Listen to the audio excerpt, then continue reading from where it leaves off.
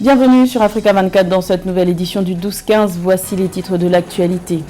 Le Cameroun célèbre ce vendredi le 50e anniversaire de la fête de l'unité nationale, unité acquise au terme d'un référendum en 1972 qui a mis fin à la forme fédérale de l'État pour unir les parties orientales et occidentales. Le retrait du Mali du G5 Sahel et de sa force conjointe est regretté par le Conseil de sécurité des Nations Unies. L'ONU appelle à la reprise du dialogue entre pays membres de cette institution, alors que le contexte sécuritaire sous-régional ne cesse de se dégrader. Et depuis 4 ans, une initiative œuvre en faveur de l'autonomisation des femmes à Bukavu, dans l'est de la République démocratique du Congo. Il s'agit de la coopérative Eshima Coffee, une fabrique de savon à base de café pour permettre aux femmes des régions rurales de joindre les deux bouts. Ce vendredi 20 mai est un jour férié au Cameroun. Le pays célèbre le 50e anniversaire de la fête de l'unité nationale, unité acquise au terme d'un référendum en 1972 qui a mis fin à la forme fédérale de l'État. Cette célébration revêt un caractère sacré malgré les tensions engendrées par les actions menées par les séparatistes anglophones depuis 2017. Reportage de notre envoyé spécial à Yaoundé, Séverin Douke. Le Cameroun célèbre ce 20 mai 2022 le cinquantenaire de son unité nationale. Une célébration traditionnelle qui se veut le symbole de la volonté de l'union d'un peuple divisé depuis 1916 par les affres de la Première Guerre mondiale. Le territoire Cameroun est alors partitionné en 2 entités, placées sous mandat français et britannique. Dans les années 50, avant l'indépendance du Cameroun, beaucoup de Camerounais voulaient que le Cameroun ne soit plus divisé. La société était consciente que tous les Camerounais, puisque même les partis politiques dans la partie française étaient pour un Cameroun uni, c'est-à-dire la réunification, puisqu'ils étaient contre la division. Et conscients de ces 2 faits, les Nations Unies ont estimé qu'il faut organiser un référendum ou bien un plébiscite. La partie, le British Southern Cameroon, est revenu à la terre-mère, c'est-à-dire est devenu camerounais. Après la déclaration de l'indépendance de la partie francophone par le président de l'époque, Amadou Ahidjo, le 1er janvier 1960, la partie anglophone emboîte le pas le 1er octobre 1961, donnant naissance à la République fédérale avec 2 États. 11 années plus tard, à l'issue d'un référendum le 20 mai 1972, le système fédéral cède la place à la République unie du Cameroun et cette date devient la fête nationale du pays. 50 ans plus tard, la célébration revêt un caractère sacré et symbolique. 50 ans, c'est l'âge de la maturité. Et donc, en tant que nation unie, sur la forme État unitaire, le Cameroun, l'unité nationale au Cameroun, c'est à la fois une réalité et à la fois un construit, un processus. C'est donc ici, sur l'emblématique boulevard du 20 mai, déjà drapé aux couleurs des grands jours, que va se dérouler la grande parade de la célébration de la 50e fête de l'unité nationale du Cameroun. Les populations vont donc pouvoir renouer avec les habitudes du défilé militaire et civil après 2 années d'absence, dû au sévice de la pandémie de coronavirus qui n'a épargné aucune nation.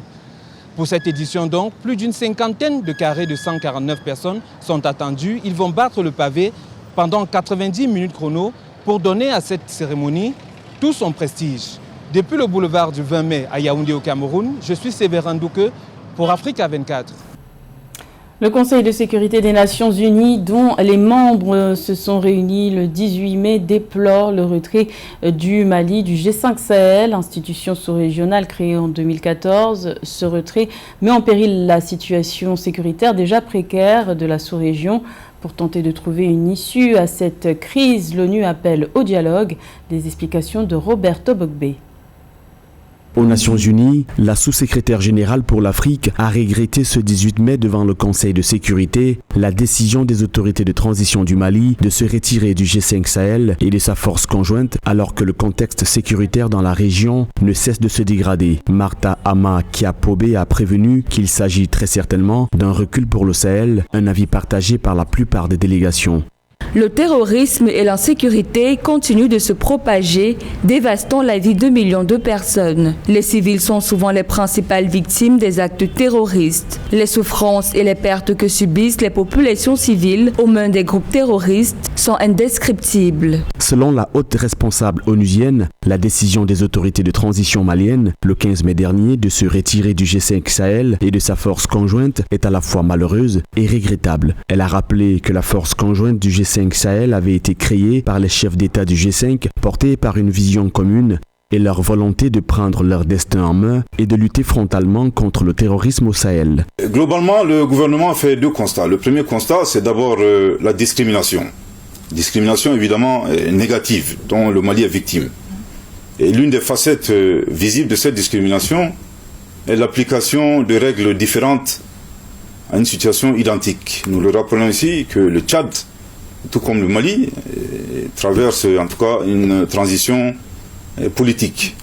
Donc nous ne pouvons pas accepter que nous soyons victimes de cette discrimination et nous rejetons catégoriquement la politique de 2 poids 2 mesures. Un appel à la reprise du dialogue est lancé entre Bamako et les voisins de la CEDEAO.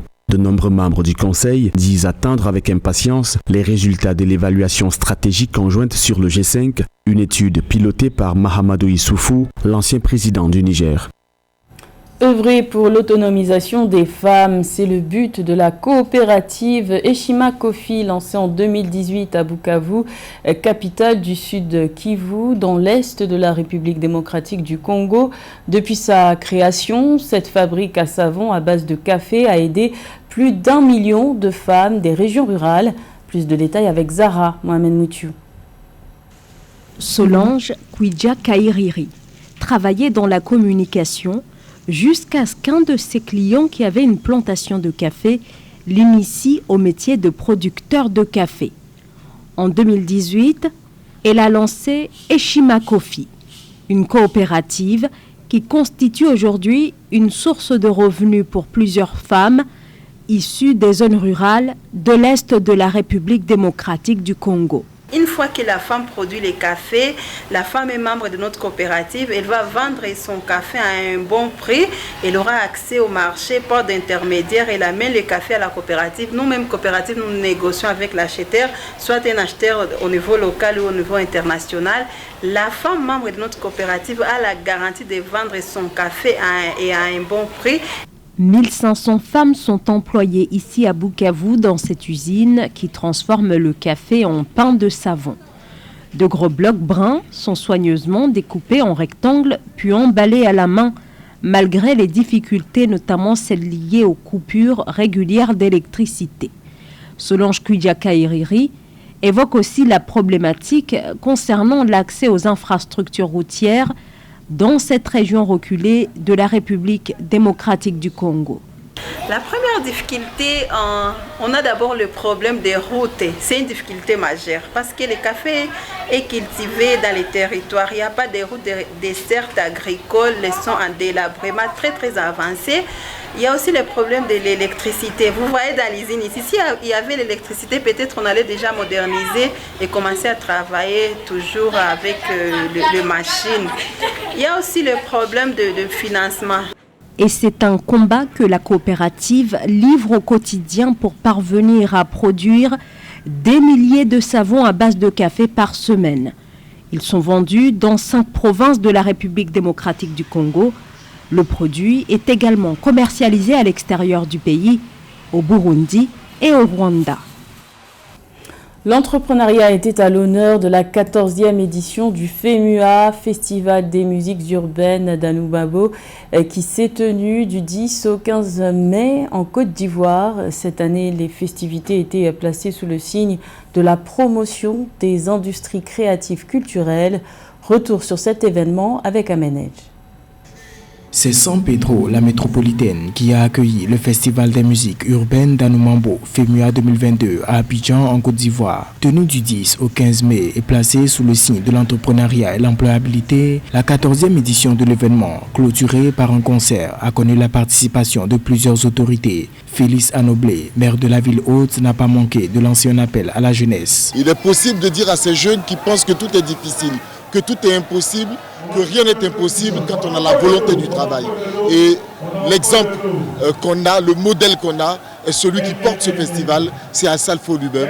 Et il faut que donc nous appelons tous les jeunes à dire il y a des beaux modèles. Une semaine de partage, public tenu en haleine, chants et danses, démonstrations, activités ludiques et moments de réjouissance portés par des artistes nationaux et étrangers qui sont venus soutenir l'événement. Ce dernier, au-delà d'une rencontre festive, reste un cadre d'échange, d'opportunités et un catalyseur pour le système économique national. C'est un sentiment de joie qui nous anime. Nous sommes au dernier jour du FEMUA. La mobilisation était à son comble et San Pedro a relevé tous les défis. Tout le monde est sorti ce soir et c'est ce à quoi s'attendait le FEMUA. Et venir à l'intérieur du pays, c'est permettre aux populations de bénéficier de l'impact qu'a le FEMUA sur les petits commerçants, le secteur informel, tous ceux qui mènent des activités qui plus ou moins leur permettent de s'en sortir. Donc venir à San Pedro, c'est permettre à tous les chauffeurs de taxi, à tous les restaurants, à tous les maquis, à tout un écosystème économique autour qui bouge.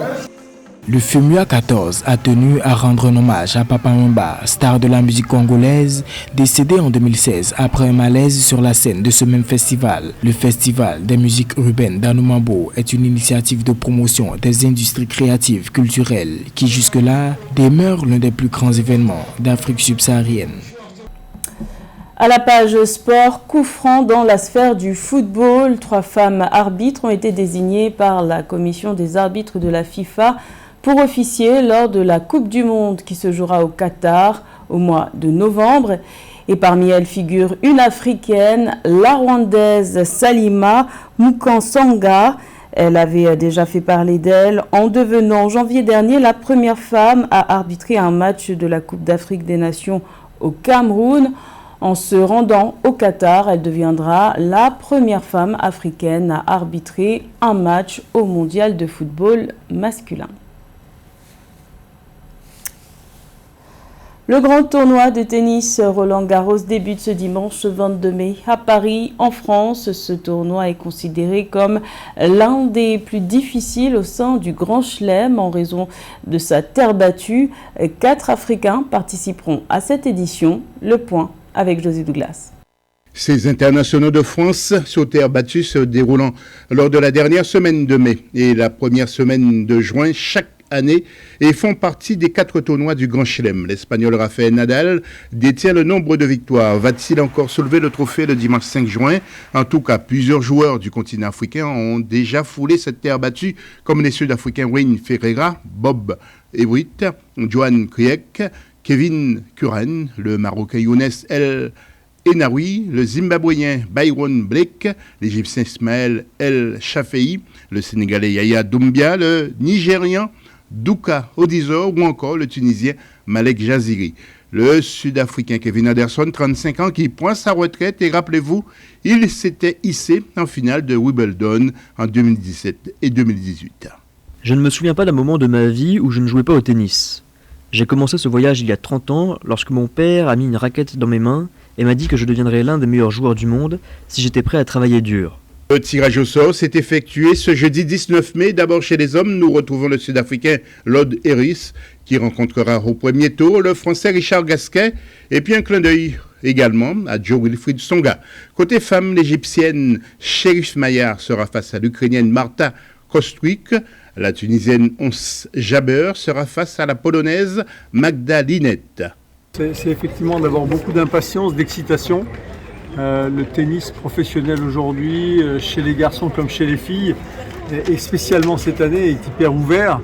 Donc on attendait avec impatience à la fois le tirage au sort et très vite le démarrage du tableau final, même si les qualifications ont été un véritable succès, avec des nouveautés, Djokovic l'a dit, pendant les entraînements, du public. Et sans oublier la Sud-Africaine Gotazo Mondjani, née à Polokwane, joueuse en fauteuil roulant. En 2018, elle devient la première femme sud-africaine noire à concourir à Wimbledon, née avec une maladie congénitale qui affecte ses 2 mains et un de ses pieds, l'autre étant amputé alors qu'elle avait que 12 ans. C'était le journal de la rédaction. Merci de l'avoir suivi. L'information continue sur Africa 24.